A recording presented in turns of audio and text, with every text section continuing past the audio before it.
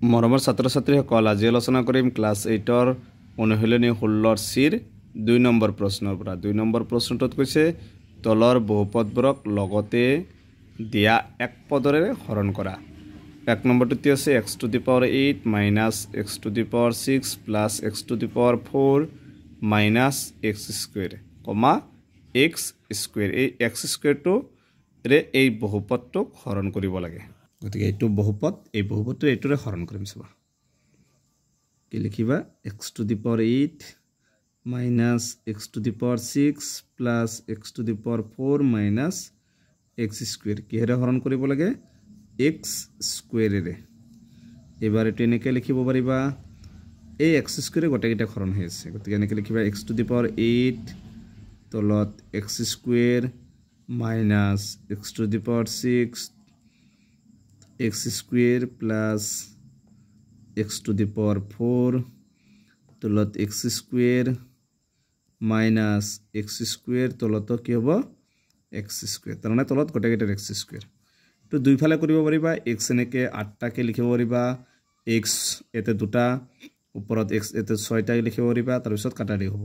direct কৰিব পাৰিবা ইয়াতে x আছে দুটা ইয়াত 8টা সো এটোৰ লগত এটো ক্যান্সেল কৰো কেটা থাকিব 8টাৰ পৰা দুটা গলে কেটা থাকিব 6টা ইয়াত আছে x স্কয়াৰ দুটা ইয়াত 6টা কেটা থাকিব 6 এৰ পৰা 2 গলে 4টা ইয়াত আছে x স্কয়াৰ দুটা ইয়াত 4টা ক্যান্সেল হ'ব 4 এৰ পৰা 2 গলে 2 ইয়াত আছে x স্কয়ার ইয়াত x স্কয়ার মানে কোনে মানে 1 গতি কি থাকিলেতে x to the power 6 minus এতে থাকিল x to the power 4 plus এটা আছে x স্কয়ার ইফালে আছে কি -1 এটো হইছে 1 নম্বৰটোৰ आंसर এবাৰ কি কৰিবা 2 নম্বৰটো দি আছে a square bc plus ab square c plus abc square কমা দিছে abc তাৰমানে এখিনি বহুপদটোক abc ৰে হৰণ কৰিব লাগে এনেকে লিখিবা a square bc plus a b square c plus a b c square কি হেৰে হৰণ কৰিব লাগে abc ৰে এবাৰ কি কৰিবা আগৰটো নিচিনা এটা লিখিবা a square bc তলত লিখিবা abc তাৰ পিছত a b square c তলত কি হ'ব abc তলত গটেকিটা প্লাস এটোত আছে abc square তলত হ'ব কি abc সবা a দি a square কেইবাৰ যাব একবাৰ b cancel c cancel a cancel b d b square কেইবাৰ যাব b বাৰ c cancel या तो a cancel যাব b cancel যাব c d c square c বাৰ কি থাকিলে প্ৰথমত a plus এটোত কি আছে b plus এটোত কি থাকিল c তেনে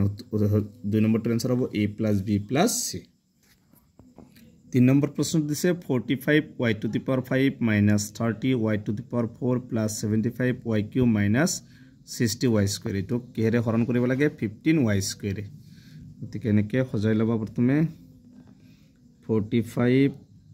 y to the power 5 minus 30 y to the power 4 plus 75 y cube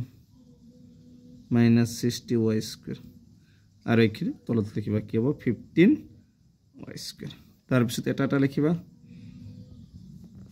15 উপৰত 45 হ'ব y to the power 5 তার পিছত কি হ'ব মাইনাস তলত গটেকিটা তলত 15 হ'ব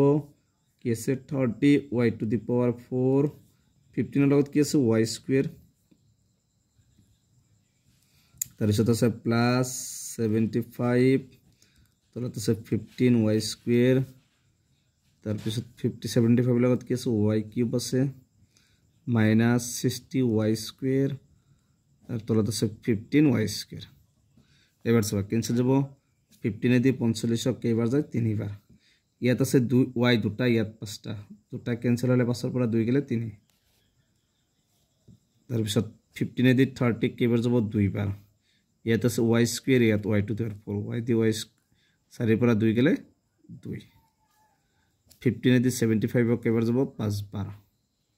ইয়াত আছে y দুটা ওপৰত তিনিটা মানে ক্যান্সেল হলে কেটা থাকিব এটা